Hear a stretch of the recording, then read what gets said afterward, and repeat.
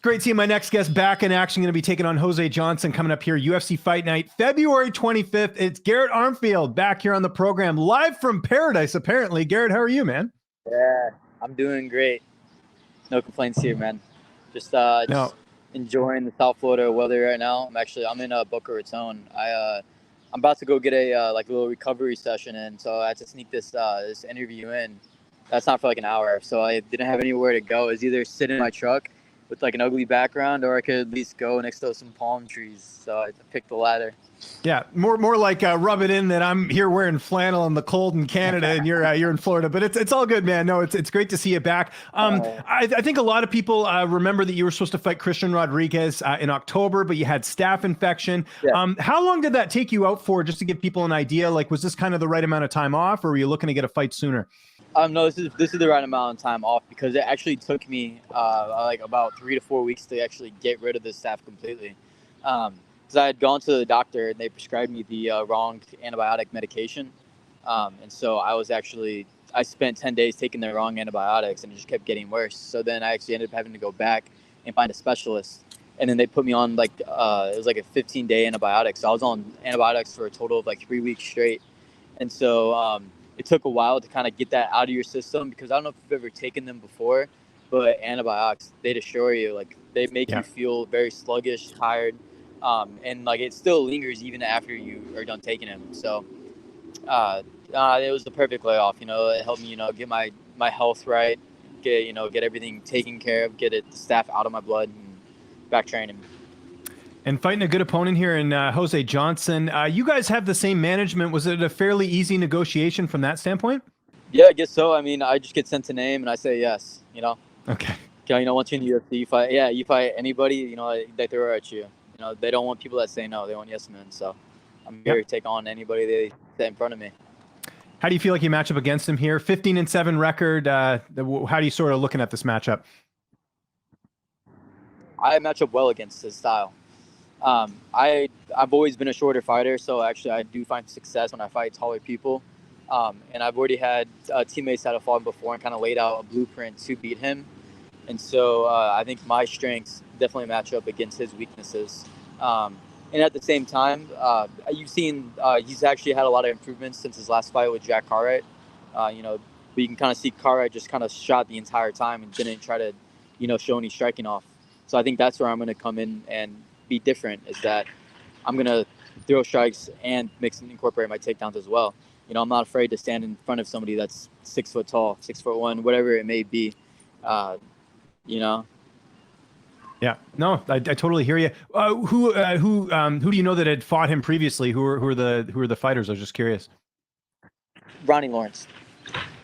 Oh, that's right. Okay, gotcha. That makes sense. Yeah, good to have teammates like that. Yeah, exactly. Ronnie's going to be in my corner for the fight as well. I got Ronnie, Coach Greg Jones, and then Sean Soriano all in my corner for this fight. So it's going to be a good awesome. Group of guys. Yeah. Great. That's good to hear. Is that primarily who you've been training with this camp, or are there some other guys you've been getting a chance to work with too? Yeah, mostly Ronnie, because he's really good at mimicking styles, and he's a safe partner. You're not going to get hurt going with him. And then there's also like a couple other guys that I used that were taller. I actually had to find guys out of my weight class during the camp, because like it's very rare to find a 6 foot tall 35er. So I was put up against 45ers and 55ers, which makes me even more ready. That's great. Who are some of the 45ers you got to go with? Oh, like Michael Johnson, Landry Ward, Sean Soriano. You just lost lengthy strikers. So. Yeah, no, that's good. That makes sense, man. And what about the weight cut? How's that going? Obviously, you're probably sweating a little bit out there in Florida too, but everything going A-okay? Yeah. Everything's going great with the weight cut. I don't know, like cutting weight's really easy for me. So I'm not too far out from it. Obviously I have a goal weight by the time I leave for Vegas, which will be Monday. And I'm only a couple pounds away from that. And so, I'm still eating a ton too. So as soon as I start cutting down the carbs, and that's when the weight starts flying off. But you mentioned it kind of being like an easier weight cut. Is that just because of your frame for the division, or is it like, do you eat really clean? Do you do when, I'm just curious, when you say that, is there any particular reason you think you do have an easier cut than some others? Yeah, I just have a high metabolism. Oh, nice. So yeah, so it helps out a bunch. Like I can get up to like 160. Yeah, that's if I'm eating a lot, but usually like I stay around like 155 to 160. Um, Okay. but since my metabolism is high, since I just like start cutting off carbs, I kind of notice a difference like within like the next 2 days. Um, so that's probably like the main reason why it's always been easy. I've never had a problem cutting weight, and I've never missed weight, and I've never been to one suffering on the scale. So Yeah. No, it's always a big healthy. benefit. I know for some fighters that's half the fight right there is just making the weight. So that's good. You don't have to worry about that, which is awesome, right? So Yeah, exactly. yeah. No, it's good. That makes sense, man. How's this fight playing out? I know you feel like you're going to get your hand raised, otherwise why sign the contract? But how do you Yeah. envision the two of you sort of duking it out? So I envision me winning every single position that we get put in, and just being on top and being dominant and nonstop, just go, be in his face 24/7. He's a pressure fighter, but we're gonna see with him on his back foot, because I'm gonna pressure him. I'm gonna be one pushing the pace. It's going to be fighting my fight. I'm not gonna be fighting at his pace, at his range. It's going to be Garrett Armfield's fight, and I can't wait to show the entire world that now. We had a big fight on the weekend, obviously Islam and Volkanovski, UFC 284. Islam coming out on top with the decision. Just your reaction to that fight, watching it, after the fact, and then how did you score it? Because some people feel like maybe Volkanovski should have got the nod. Yeah, I mean, those are fights that could have gone either way. It's honestly like subjective to what you're gonna be looking at. It's like what you put emphasis on for scoring wise. I think it was an awesome fight. I actually got to sit down and watch it, and dude, Volkanovski's gas tank is like next level, literally next level. I've never seen somebody in the 5th round get up and like gas or still go 100% in the 5th round. And then there's a video that came out with him like later in the night, and he's like dancing around on a stage acting like he just didn't go through a 25-minute war with the pound for pound best. Yeah. But obviously, like they both had their game plans to go into. I think maybe Volkanovski like rushed himself trying to close the distance, but other than that, I think he got the nod. Just by the end of the fight, like who was more fresh, who looked better. Yeah.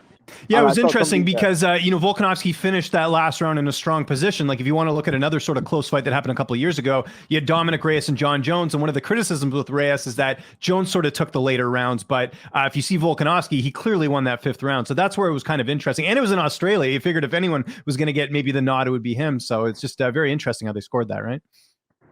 Yeah. Usually, like, there is a hometown advantage, especially when, there's not a whole lot of fighters that come out of Australia. I mean, this is like the champ, so it's Volkanovski. But yeah, it's like they go into the championship rounds, and he's acting more like the champion than the champion was. But then again, it's dude, that's between number 1 and number 2. Like, I don't know. Would you consider Volkanovski still, like, with the weight advantage? Would you consider him still the number 1 pound for pound? Well, I would for a different reason. It's mainly because he has more quality wins, I think. You have to look at the resume, right? Nothing against Islam, but he's probably got 2 really good wins. He's got Oliveira and Volk. Those are the 2 best wins he has. If you look at Volk, he's beat Aldo, he's beat Holloway 3 times, he's beat Ortega. Like, those should count a little bit more, I think, that if you're kind of looking at the overall resume. But it's very subjective, right? Yeah, exactly. I mean, that's kind of cool. I like how you kind of go and you look into their past, not just because, these 2 dudes fought. One guy should be ranked above another. Because, again, if you look at they kind of had that with Izzy and Alex Pereira, and it was that Izzy's ranked above Alex in the pound for pound, even though Alex beat Izzy. Yeah. And it's like Alex has only had like 5 fights in the UFC now, whereas Izzy went through everybody that you could possibly cut at 85. We sort of talked about the staph infection there. I guess the plan this year, try and keep active, get some momentum going. Is that kind of what you're looking at? Yeah. I want to get a lot of fights in this year. I want to be very active, especially, having to be out with staph kind of sucks, but it wasn't too long of a layoff. I know they got a UFC card in Kansas City in April, which I was like, oh man, I might be able to get on that one. But I heard it's already booked up for that fight anyways. And plus I'll be in Mexico like 2 weeks before that, with some family. So it's probably not the best idea to take a fight after being in Mexico.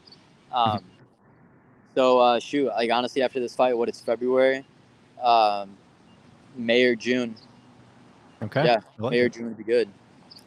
And other than going to the beach, what else you been up to as far as downtime out there in Florida? Probably napping too. I know that's important in between training sessions. Yeah, I love my naps. Pretty much nap. Hang out with my girlfriend and I. We kind of go out and do some stuff. Honestly, like when you're in fight camp, you try to do as little as possible between training sessions, Mhm. and so yeah, pretty much just get really into cooking. It's always fun. What's like a go-to meal you like cooking? Oh, I like cooking. I like to make chicken fettuccine or chicken alfredo. Excuse me, chicken alfredo. Oh, cool. Okay. Yeah. That's I like doing that. Also like to make a big steak too. But Who doesn't? I love steak. right? I'm actually having steak tonight. It's Valentine's Day today for Oh people who don't yeah. know. And I Yeah. got my wife. I said, listen, I said, rather than going out for dinner, let me go to the grocery store. We'll get a good grass-fed steak, and you can eat much better steak than we get if we went out and pay half the price, right? So. Oh yeah, no, you're telling me I don't even know how much I'm gonna drop today on Valentine's Day. Yeah. Especially down here in South Florida. I'm like, oh. Oh, everything's overpriced. Yeah. No, I know. Yeah. I was thinking, hey, so like I'm on a diet. Like we should probably like cook at home, but she wants to go out, so I'll just have to like figure something else on the menu. There you go. Yeah, for sure. Yeah, For sure. I know while she's eating her filet mignon and her pasta and stuff, I'm gonna be sitting there like eating like a salad. Yeah. There you go. But it'll be all worth it because it's February 25th. We're looking forward to it, man. Garrett, if there's anyone you want to thank before we get out of here, any sponsors, any social media, I'll give you the last word. Yeah, just thank you to everybody on my team, Iridium, Killcliff FC for helping everything with this camp. Make sure to check out my social media profiles. It's Garrett Armfield 135. I also started an OnlyFans. I got sponsored by OnlyFans, so I have a page there. Go ahead and check in. You want to see like the inside behind the scenes look as training as a UFC fighter.